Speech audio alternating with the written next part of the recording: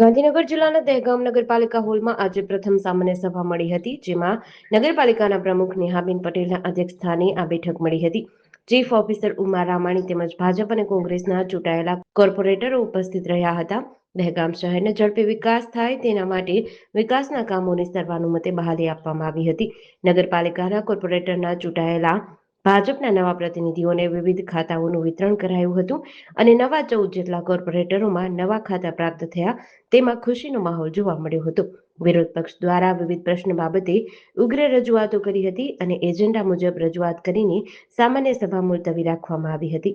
હું નેહા પટેલ દહેગામ નગરપાલિકાની પ્રેસિડેન્ટ છું. આજ રોજ અમારી ફર્સ્ટ સામાન્ય એ સભા થઈ છે.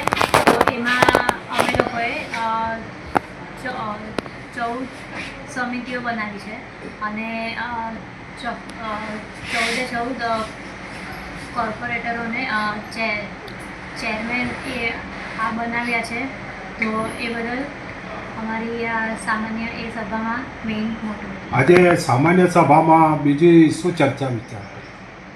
બસ એ જ કે જે એજન્ડા હતો એને રિગાર્ડિંગ વાતચીત થઈ છે અમારી, અને સમિતિઓની વિકાસના કામો અંગે શું કહેવાય? વિકાસના કે આપણે એ દહેગામને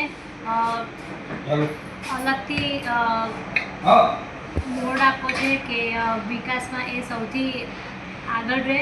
અને મને મારા આ બધા સભ્યો માટે પૂર્ણ એ વિશ્વાસ છે કે એ લોકો મને સાથ સહકાર આપશે અને દહેગામનો એ વિકાસ કમ્પ્લીટ એ કરશે.